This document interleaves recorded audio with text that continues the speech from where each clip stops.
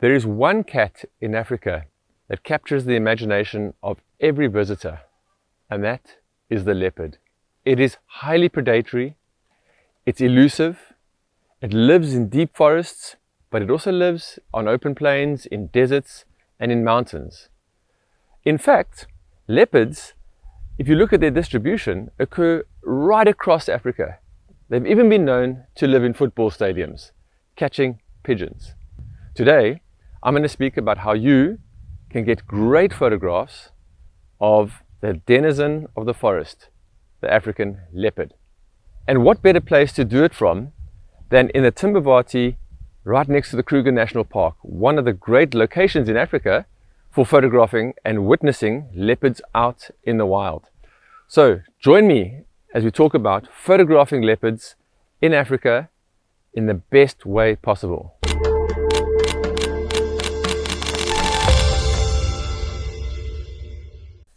My name is Shem Compion.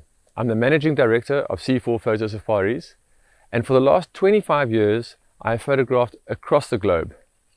But Africa remains my muse. And today I'm going to share with you how to photograph leopards. There are 5 steps that I'm going to share with you that cover the whole range of access, lens choice, environment, and multiple others that will make sure that you get great leopard photographs. The leopard is the most elusive, regal, and singular predator in Africa. It's a denizen of the forests that is a mysterious cat, very difficult to see. And so finding one and seeing one is very fortunate in Africa. Luckily, there are places you can go to and there are methods you can use, and that I'll talk about later in this video. But the leopard, spending time with one in the bush is a singular piece of enjoyment because this is the ultimate cat. It's graceful, it's regal, it's elusive, as I just mentioned. It moves through the forests in ways that us humans could never ever imagine to move. And the most important part is that it's nocturnal. So finding one in the day is so special. And then when they're active in the day, that really makes magic. And that's what I'm going to share with you today, how to capture those emotions, the gracefulness and the elegance of the cat, and translate that into your camera. So, firstly, point number 1, a leopard is a predator. Its eyes face forward.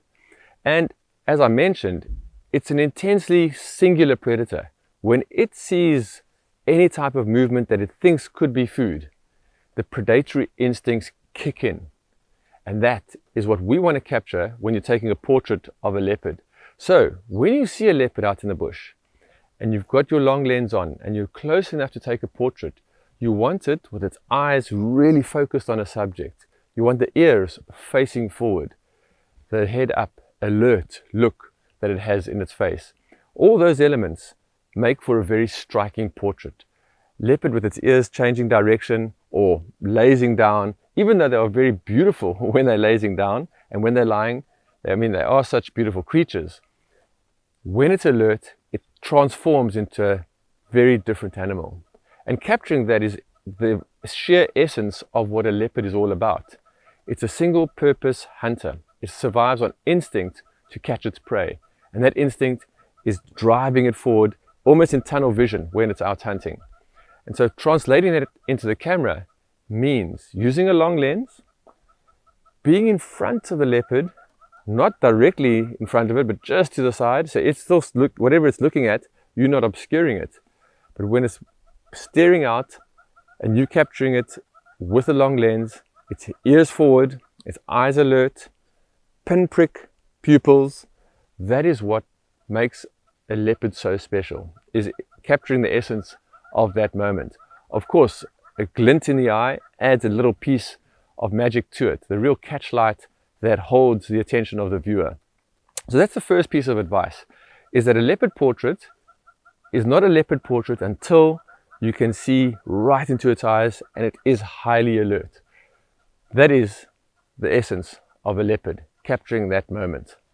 Even when a leopard is hidden in the leaves, which is very often the case, if you can pinpoint your focus onto the eyes and get the eyes staring through the leaves almost fade away to the viewer, but the eyes are what holds the picture. That's how intense a leopard portrait can be.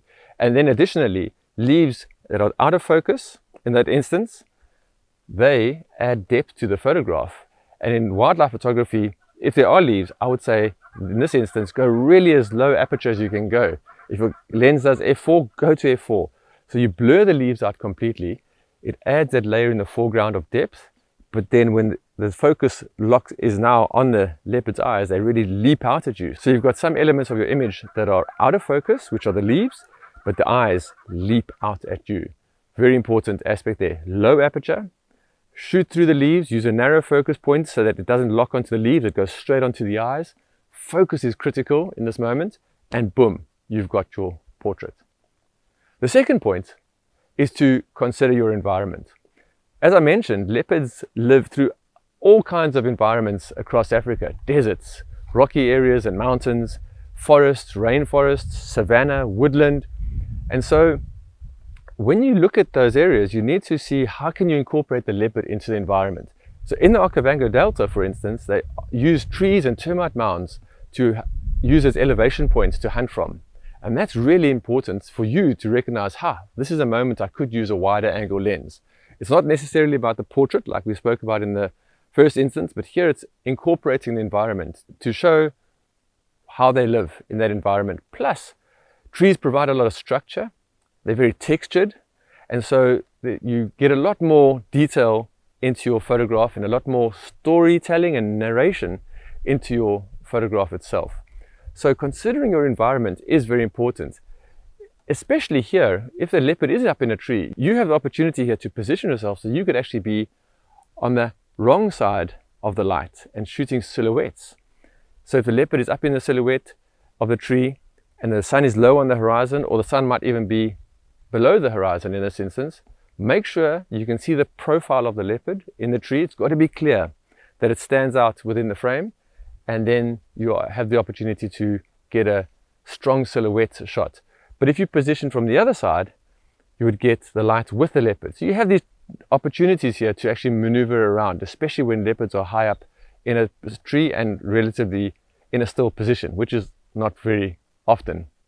High key also comes into play here. If you're photographing against a bright white sky, you can push your exposure really high and use some creativity from the camera side to create a strikingly different photograph. And some of the best photographs that I've seen of leopard come from high key scenes when they're up in a tree in profile, very importantly in profile, and then up against a white sky where you push the exposure plus 1.7 plus 2 exposure compensation.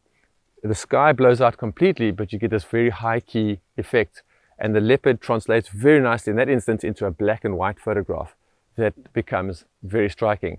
So considering the environment is very important. And in my portfolio, I love wider shots of animals. So framing them within the context of the environment tells such a strong narrative to the scene and to the subject. Thirdly, anticipate behavior. I've always said, if you want to be a wildlife photographer, then you should become a zoologist. Understand the animal's behavior. And leopards are like house cats. They have very specific habits and places around their environment, around their house, if you want to call it, where they like to move around and utilize. And that's where your field guide comes in. A good field guide will know that this leopard you're spending time with is moving in that direction, it loves that tree or it loves to sleep on that rock, and they can place you in position there before the leopard arrives in order for you to get the photograph as it comes to that area. But secondly to that, anticipating behavior also means that you can recognize behavior that's foretelling what the animal is going to do. When a leopard's lying on a tree, you can see if its tail is very relaxed, just dangling straight down. That leopard is sleeping. It doesn't want to go anywhere. But if its tail's curled up, there's a strong chance that that animal is almost waking up, getting ready to move on. Its tail is tensing. It's just starting to wake up. And that's the first sign from a leopard to tell you that it's worth your while right there in that moment to spend an extra 10 minutes and see it waking up, grooming itself and getting ready for its activities that might lead to some excellent other photography. So it's small moments like that. When leopards are walking through the bush and they're losing termite mounds through long grass, they can't see through the long grass, so what are they going to use? They're going to use vantage points like old fallen logs or termite mounds. So forecasting where you see a termite mound in the distance, prepare yourself, get ahead of the leopard, get ahead of the termite mound. It might mean that you go 200 yards ahead of the leopard to a vantage point. But when it comes to that place, you're not following it from behind, you're letting the leopard come naturally to a place it would always go to, and you getting the shot of it climbing up, poking its head up, staring out over the environment. So that's the type of shot you want to get, and you only get that by anticipating your behavior of your subject, forecasting what they're going to be doing. The fourth one may sound obvious, but it's very important. Travel to good leopard locations. There are certain places across Africa where you can photograph very rare species in just specific locations. If you want to photograph a honey badger, it's a very difficult animal to spend time with and see. But if you go to some small specific locations across Africa, you will have very good opportunity with honey badger. Leopards are the same. I'm here in the Timbavati right now, and we had a great leopard encounters. We've had 4 top-class leopard encounters whilst we've been here because it's a good leopard location. Great drainage lines, big wide sandy rivers, and so utilizing and following those areas, we are getting great results with finding leopards. Other places, South Luangwa, very good for leopard. Lower Zambezi, very good for leopard. Mashatu in Botswana, undeniably probably the top 3 location in Africa for seeing and photographing leopards because of their wide open riverbeds where you actually get to see the leopards compared to the Okavango Delta, where very often it's very grassy, but there the leopards are climbing up into trees using vantage points like termite mounds. But the Okavango Delta, an excellent location for leopards. Another location is the Sabi Sands in South Africa, just south of where I'm right now. Excellent, excellent for leopard behavior. Here, invariably, the leopards are relaxed, they're habituated to human presence, and so your hit rate of seeing leopards and then photographing them is very high. There's a very important thing, I've done a lot of research on this, is that I find that leopards, every 7th sighting, on average, is a great photographic sighting. So sometimes you've got to put the hard work in because your first 6 leopard sightings are going to be leopard sleeping, leopard in thick drainage line where you can't have any visibility of it. And there are other reasons why the first 6 sightings may not be great photography, but you've got to put your time in and ultimately you will be rewarded. If you're out there, you will see great leopard sightings. So 1 in 7 is a great measure of what you can expect as a photographer to get for a great photograph of a leopard. And lastly, number 5, have your camera ready. Now, that as a single statement means almost nothing, have your camera ready.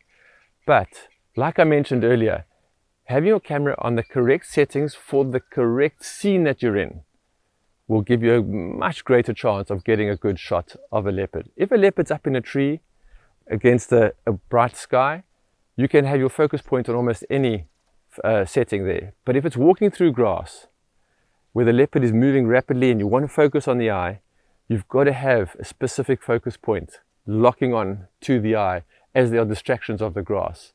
So that's important, is set your focus point to the correct focus point for that moment. In our other videos, we are very firm about that, and we talk about the value of your focus point.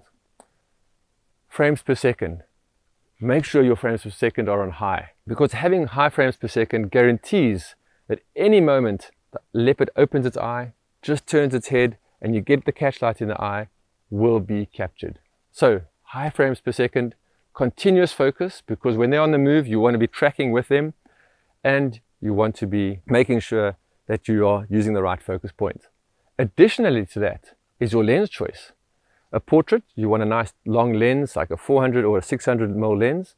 However, When leopards move, and they're on the move, their bodies become almost double in length because of the tail. So here you go wider. If you've got a zoom, you pull your zoom back, you capture the tail within the frame. If they jump up a tree, they move very rapidly and that tail extends completely. So you want to be quite wide there, 70-200mm lens. So having all those in place and in anticipation of what the animal is going to do affords you a much greater chance of capturing every shot you can get with regards to a leopard. Very important to do that. Here is a series of 2 sets of photographs of anticipating behavior. One is the leopard and the porcupine, and the second is the leopard and the hyena series of pictures. The leopard porcupine, that leopard was as soporific as you can imagine, sleeping in a riverbed on a log. When that porcupine came out, we knew it was going to be action for 2 reasons. One, a porcupine is food, it's prey, but secondly, that was a young male leopard, and they are invariably very curious. And the 2 just met, and we had this most incredible encounter that you see in these photographs over here. The second was the leopard and the hyena, and the motherly instinct of a leopard is very powerful. So knowing that, when that hyena came in and caused trouble with the leopard and the cub, we knew, stay with this, because that mother leopard will come back and she will defend her cub. And that is the sequence of photographs. So I hope this has given you some great insight into photographing and capturing great photographs of leopard. They are the denizen of the woodlands in Africa, highly respected, highly regarded. And if you can capture great shots like this, I'll be thrilled. Thanks for watching. Please do come join us on safari. See you soon. Thank you. Goodbye.